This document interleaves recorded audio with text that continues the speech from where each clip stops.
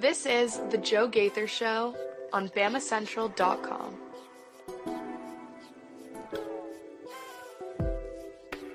Good morning, Tuscaloosa.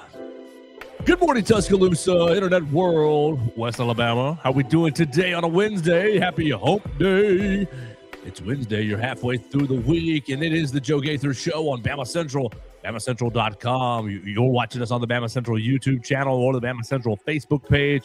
You're listening to us on Apple Podcasts, Amazon, Spotify, wherever you get your podcasts, you can get the Joe Gaither Show on Bama Central. We're broadcasting live in the Derek Daniel State Farm Studios right here off McFarland Boulevard, just past the Tiger Rock on the left. You can call Derek for all of your insurance needs at 205-758-3391. Like a good neighbor, Derek Daniel is there. You can also call him and wish him a belated happy birthday. That was on Monday, so we appreciate Derek Daniel hosting the program and taking care of all of our insurance needs. He can take care of your insurance needs as well. And, of course, our friends Purple Turtle Roofing present the program as well. You can check them out online at roofturtle.com. It has been a rainy couple of days right here in West Alabama. Hope everybody's doing well with the storms. Make sure you check out roofturtle.com for all of your roofing needs, commercial or residential, metal roofs or shingle roofs. It doesn't matter, all throughout the Southeast and specifically in the state of Alabama. Purple Turtle Roofing can take care of you.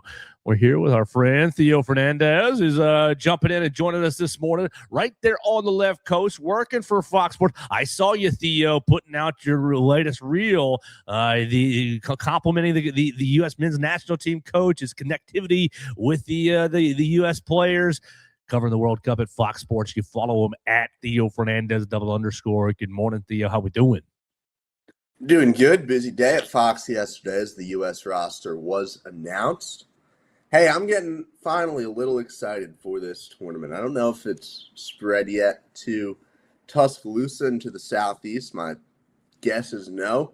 But we're just over 2 weeks from this event, Joe. We've got a U.S. roster. We've got reason to be excited. I'm ready to be all patriotic right now.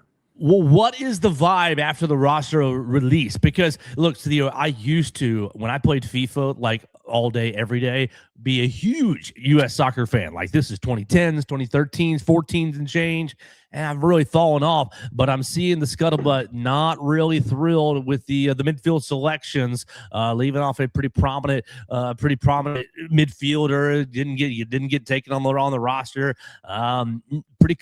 What is the vibe with the people who really are following the soccer about the roster release? Well, I don't follow it as closely as some people, but my takeaway is I vividly remember 2014, the first World Cup that I was really, into, and the reaction to Landon Donovan being left off the roster, right? Big U.S. soccer star. He gets left off. Well, that team overperforms, makes it to the knockout round, nearly takes down Belgium. Like, you got everything you could have out of that team. And to draw a parallel, you can't just take the most talented players in soccer in this World Cup. There has to be a real element of team building and deliberately placing players there. I know England, for example, is having the same thing, leaving off some stars. Look, I mean, you have to be fully behind this manager, right? A guy with a lot of experience, and you have to trust that he's making the right decisions, because obviously whatever U.S. soccer has done for the last decade hasn't worked. You didn't make the 2018 World Cup. You were the last time around. You've lost in the Copas. You've lost in the Gold Cup. Like, just nothing has come together. It's been a bit of a darker period. So this is really the biggest event in U.S. soccer history, right? Hosting the World Cup for the first time since '94. Go on a run, make something happen. I can't complain about the roster choices because I trust that, you brought in the right manager and he can make things happen. Well, I'm going to go ahead and predict that USA does not make it out of the group. It's an easy group, Joe. I'm going to take that stance. Oh, man. Don't tell me that on the 250th anniversary of the U.S., America is going to get eliminated by Paraguay, Turkey, and Australia. I'm not pulling for it. I want to make that clear. I want to make that very, very, very, very clear. I'm definitely not pulling for it, but my gut feeling is that the United States is not going to make it out of the group. That would be, man, that would be pretty on brand. That would be something. We'll find out. We'll find out very soon in a couple of weeks. Make sure you follow Theo for all of your World Cup coverage. Theo Fernandez, _ writing and working and doing video for Fox Sports out there this summer in California covering the World Cup. Theo, I want to talk about SEC spring meetings today. Just a couple of random topics to throw at you. Kalen DeBoer was at the podium yesterday. Greg Sankey was at the podium on Monday. Both of those press conferences can be seen on the Bama Central YouTube channel. Downloaded and posted them up last night. Big thanks to the SEC Media Portal for making that available to us. So you can watch that if you want to see those gentlemen speaking about their respective organizations. I have a comment from Lane Kiffin talking about Nick Saban to Blake Toppenmeyer. If you want to talk about rumor mill, Lane Kiffin stirs up the rumor mill with Nick Saban. We can go Kirby Smart ready to break away and play SEC only football, or we can go straight up Alabama and Kalen DeBoer basically saying that it's going to be a smaller of 2027 recruiting class, and briefly explaining why. Which one you want to hit first? And we'll just go one of those three, and then maybe we'll end with a little baseball conversation. Well, let's start with Alabama. Let's start with the smaller one, which is the Lane Kiffin comment. I'm not going to sit here and spend 15 minutes analyzing a throwaway comment by Lane Kiffin. That's where I'm at. Come on. You expected us to come in and we're not gonna hang on every word that Lane Kiffin said. I mean, are we surprised at all that he said something that's drawing headlines? No, come on, right? Are you looking into this more? Am I looking into it? Like 10%, no, like 5%. Like low, like extremely low. Like it's not 0% that is that what he's saying is not true. And for people who haven't kept up with the news, Lane Kiffin was talking to Blake Toppenmeyer, USA Today down in Destin, and Lane Kiffin's quote was, "It isn't a marriage that's going to last forever." The marriage being he and LSU, most likely. He said, "This isn't a marriage that's going to last forever, most likely. Even if you think it is, where both parties are happy and neither one wants out. You could wish it was. It's a feel-good story, but they don't happen rarely ever."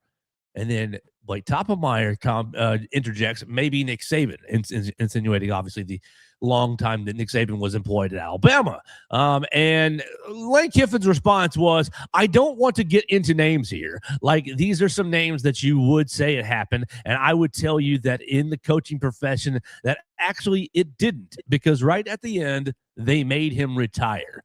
Did Alabama make Nick Saban retire?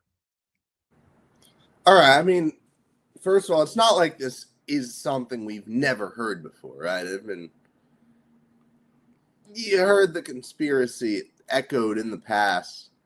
I'm not putting any stock into that at all.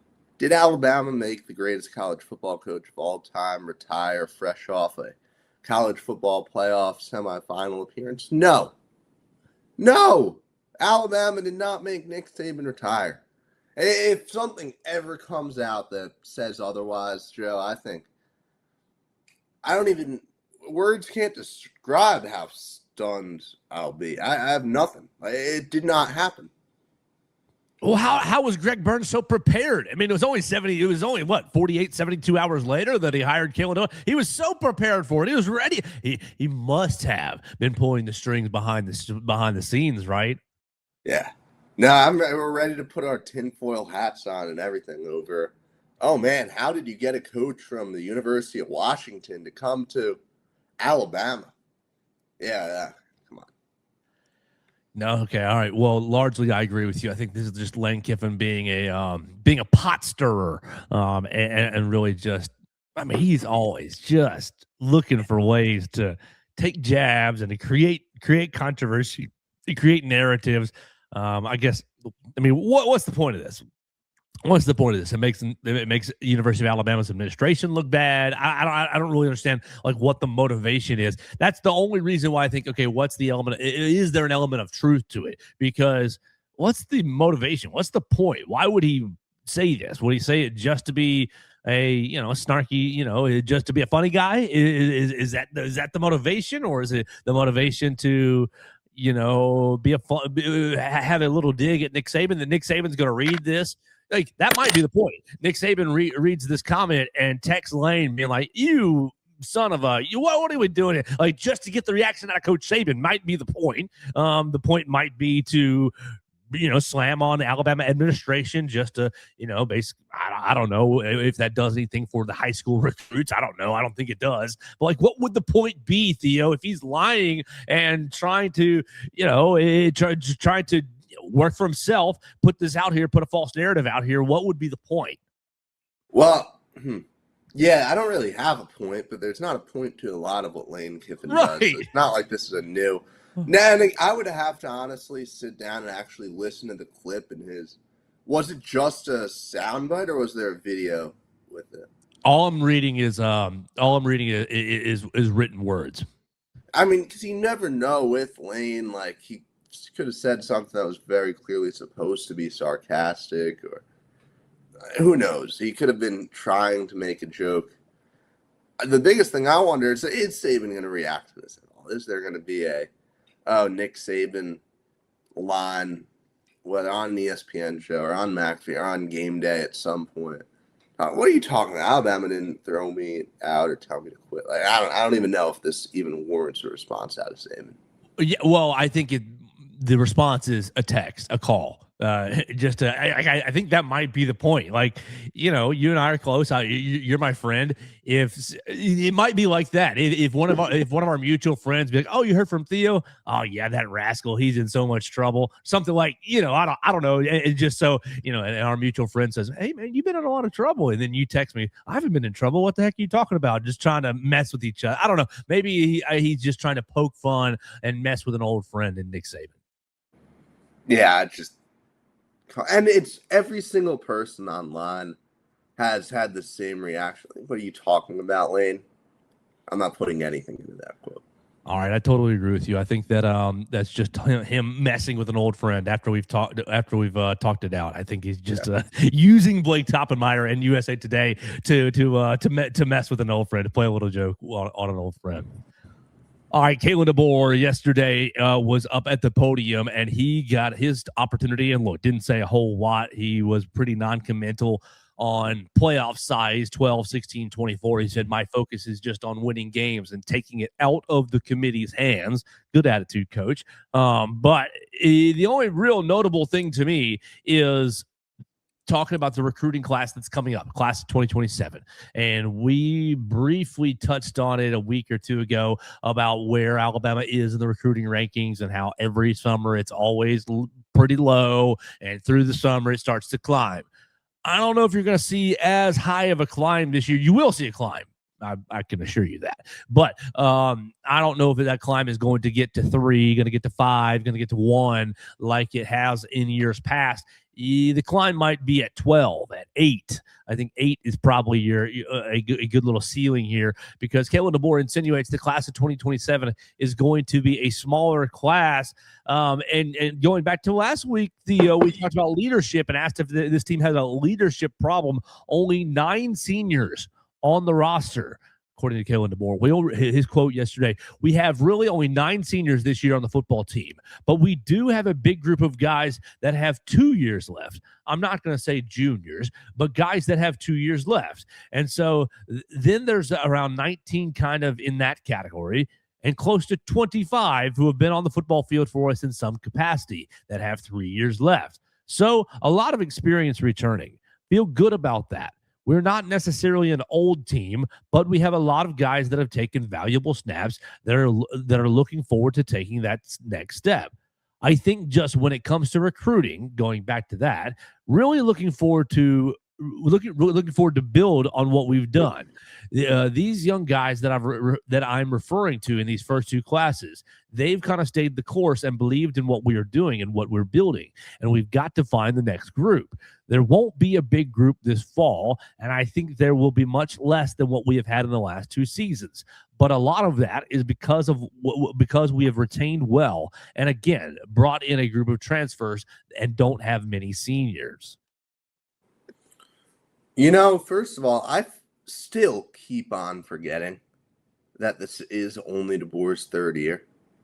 Like, I'm officially at the point where it feels like internally he's been here significantly longer.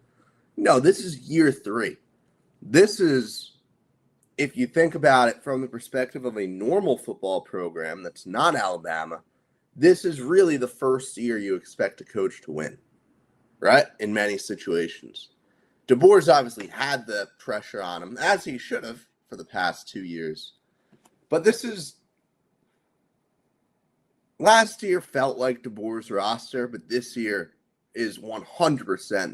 There's no debate at all about, yes, this is Kalen DeBoer's roster.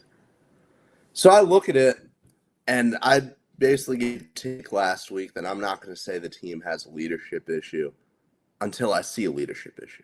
Sure. Because that's, I think, the fair take. And I think DeBoer backs it up there, right? When you have a Ryan Williams, a Xavier Brown, a Bray Hubbard, you have these guys who've played. I mean, Hubbard was, a season and a half now being regularly on the field. You get 2 full seasons out of a lot of those guys.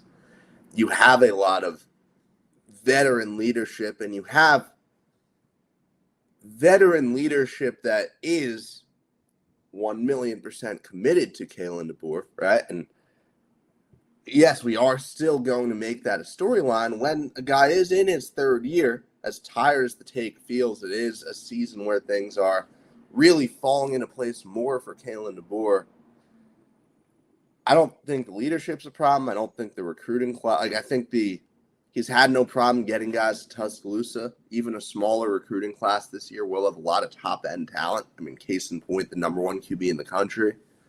There's still all the same reasons that people have been optimistic about DeBoer still exist. There's no reason to have lost any of it.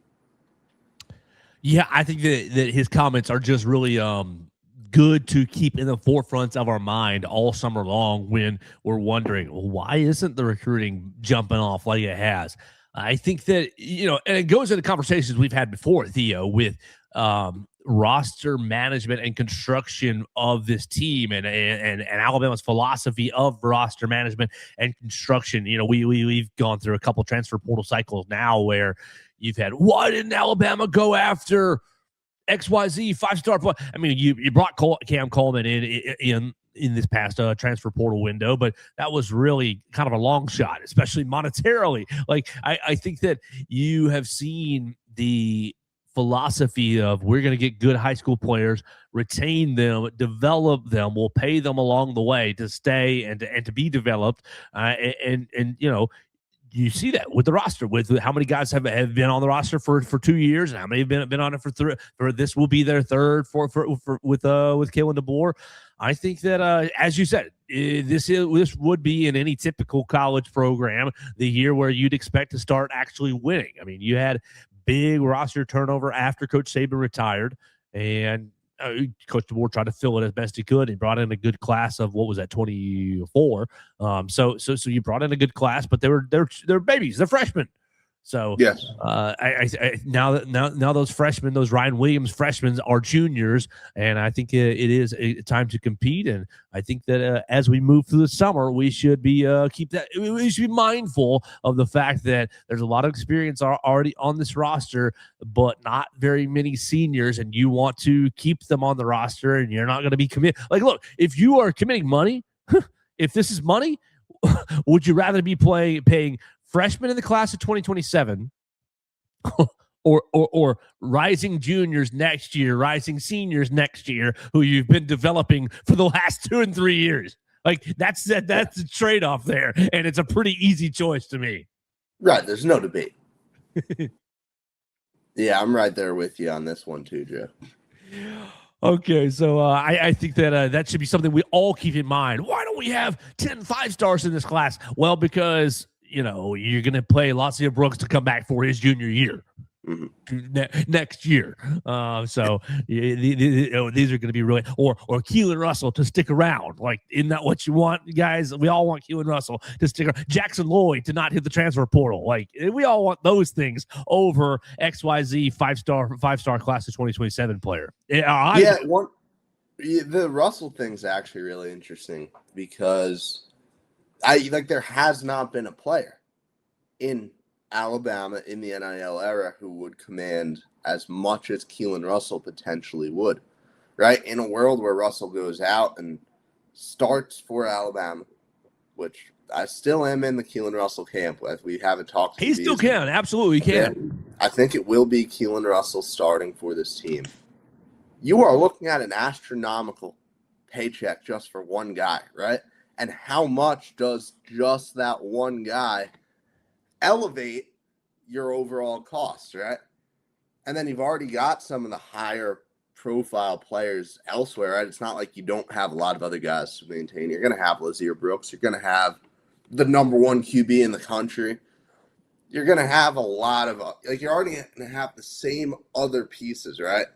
And then you add in this $4-5 million chunk that is Keelan Russell to keep him in Tuscaloosa.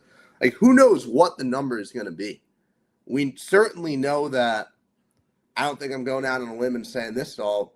We certainly know that if Keelan Russell starts for Alabama and returns to Alabama, he's likely passing up more money from someone else.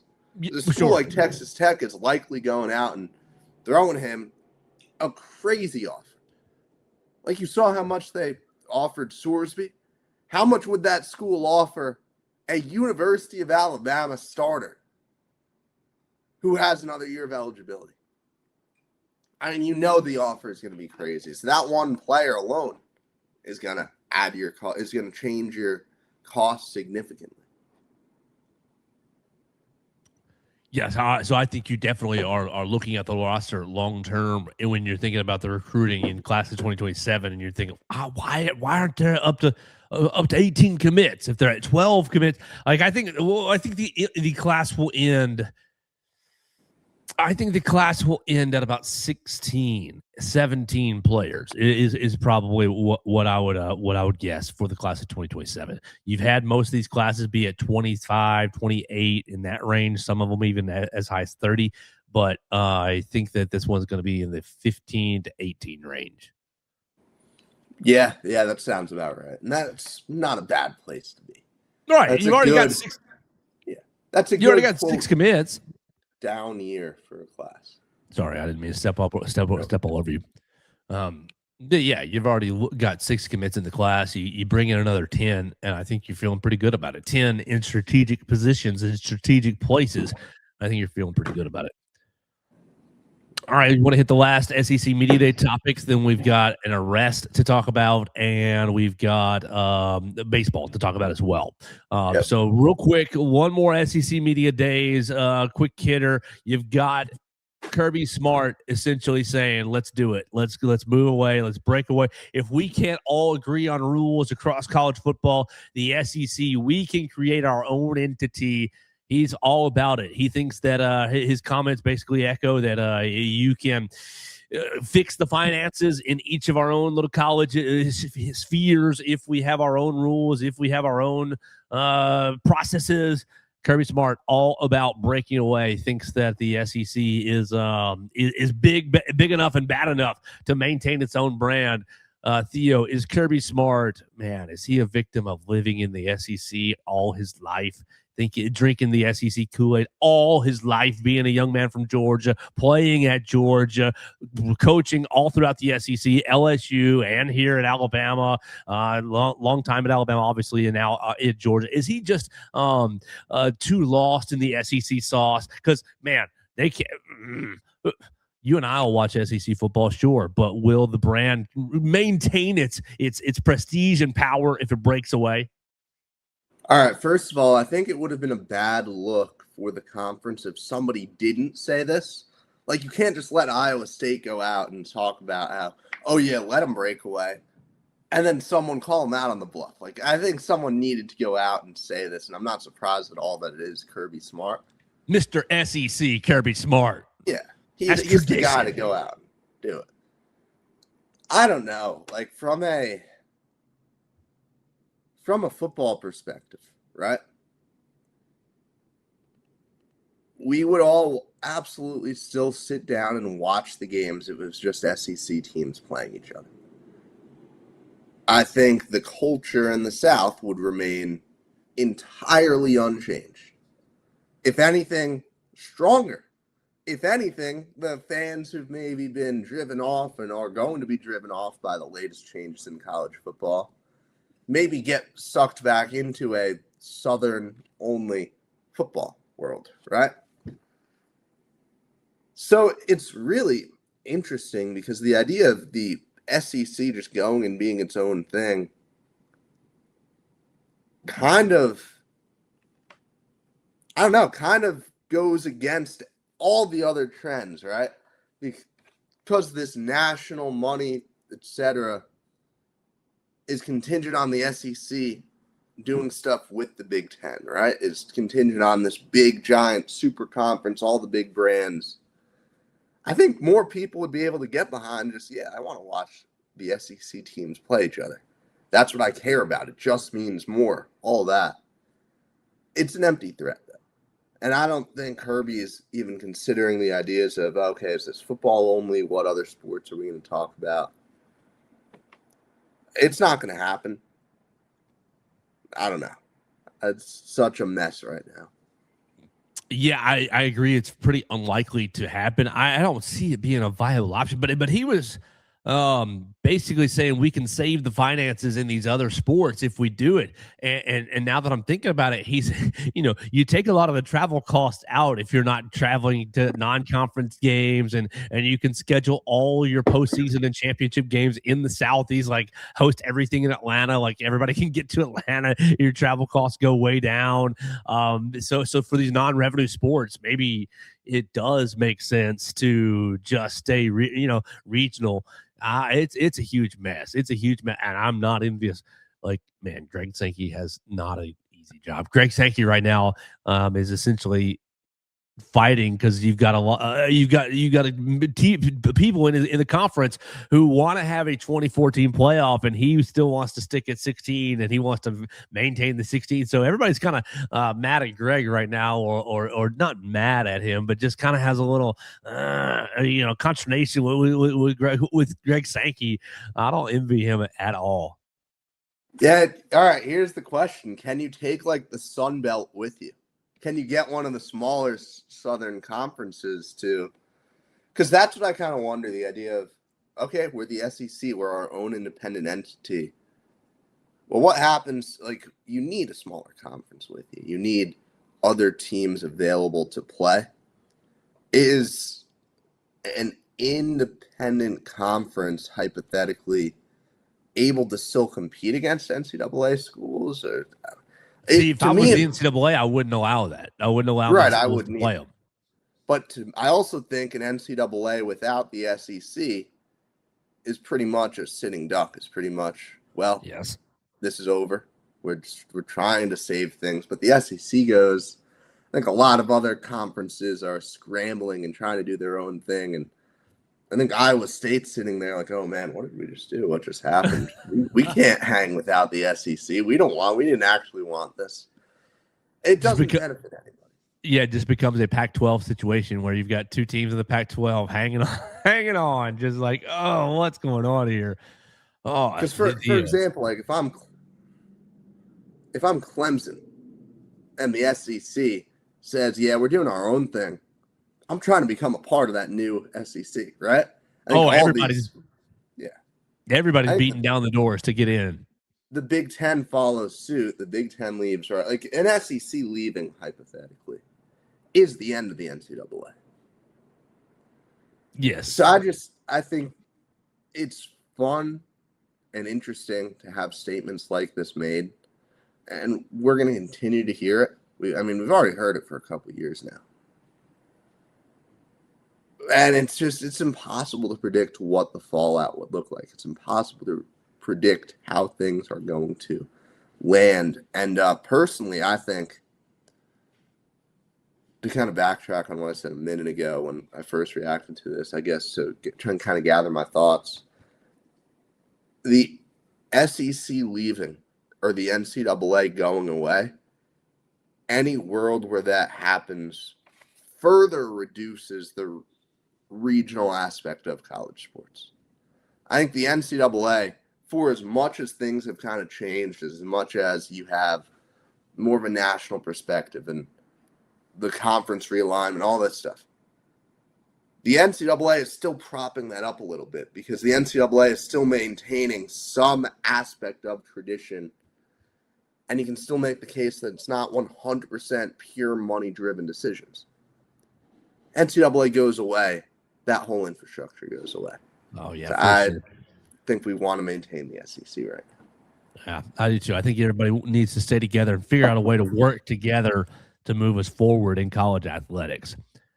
Theo, before we move on, my girlfriend wants to thank you for checking in on everybody yesterday. Guys, I was ranking Marcel Reed and Lenora Sellers among the top 5 SEC quarterbacks in 2026. So big shout out to you, Carrie. Love you, baby. And we will see you soon.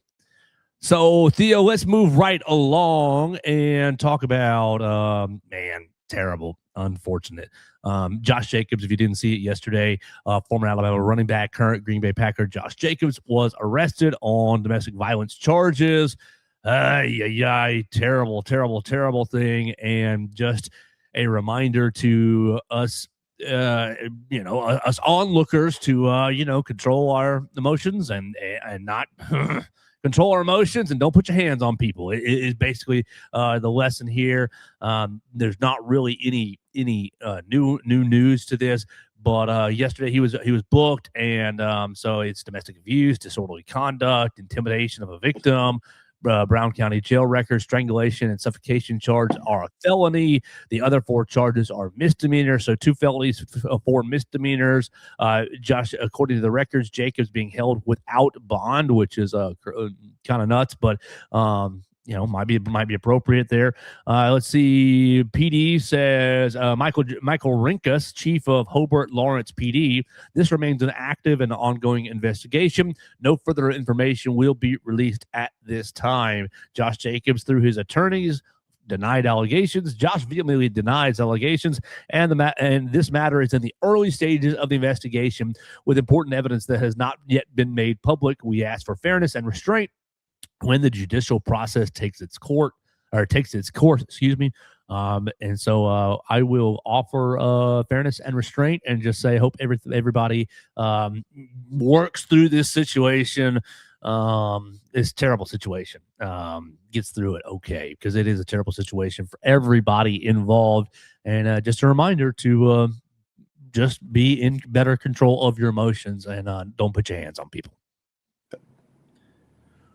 Okay, so one more thing for us, and that's baseball, Theo, but I got to tell everybody about Purple Turtle Roofing. At Purple Turtle Roofing, we're not just another contractor. We're your neighbor and your advocate when it comes to protecting your home or business. With years of hands-on experience, top-tier certification, and a commitment to excellence, we've built a reputation as Alabama's go-to roofing solution. We specialize in residential roofing, commercial roofing, emergency storm repairs, full-on roof replacements, insurance claim support, and more. You can check them out at roofturtle.com or call them today at 877-787-PT-ROOF-5. They'll come out, give you a free roof inspection. Doesn't matter if you've got a residential roof or commercial roof, metal or shingle, or really any kind of roof in this world. Purple Turtle Roofing can come out and take care of you. So check them out online at roofturtle.com. Roofing with heart. Built to last. Purple Turtle Roofing.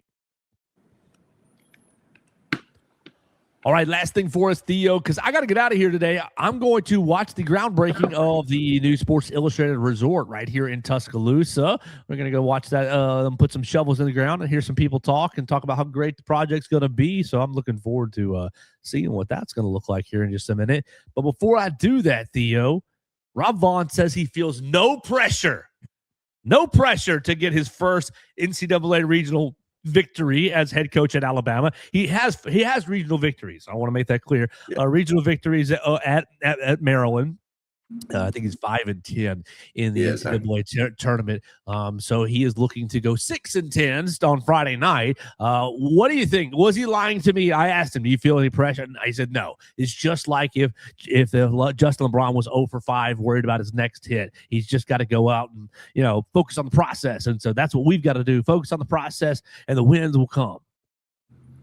Look, this season has been, without a doubt, the best coaching job of Rob Vaughn's Alabama tenure, maybe of his career. I don't know. He had some incredible coaching jobs at Maryland, which is the reason he's in Tuscaloosa right now. I thought he deserved SEC Coach of the Year. I think just everything he's done with this team. He's A, gotten the most he possibly could have out of this roster. B, helped guide this team through a lot of adversity. Through basically a lot of injuries. The most injured team in the conference. Overachieved, a lot of, even the self-inflicted stuff, all the errors and all of the just inconsistency. He was always able to lead this team to a response. All of that is going to be rendered pretty irrelevant if you don't get out of the Tuscaloosa Regional. You're daggone right. Rob Vaughn always does a little bit of the coach speak, right? You got to be feeling a little bit of pressure. And I don't discredit him for not saying that he is, but you know that there's a little bit of, oh man, like it's time to get it done.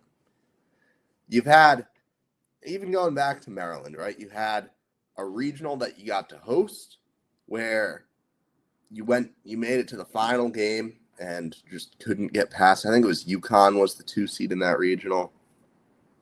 The next year, 23, where you won Big Ten Coach of the Year again, right? Back-to-back Big Ten Coaches of the Year, and you had to go out to, I forget where that regional was, but again, you couldn't get out. I think it might have been Wake Forest who you played, and you couldn't get out. Yes, I think it was. It was Wake Forest, Wake Forest then eliminated Alabama. You got to get out of this regional, man. When we talked about the teams, right, and we talked about how I think it is an easier regional where Alabama State, we don't know what the pitching strategy is going to be yet. We have no clue what Rob's going to do. But you've beaten that team twice, and one of them did really come down to a wild pitch, right? You played that team in a really, really, really ugly February game. You've played a lot of really ugly midweeks all season.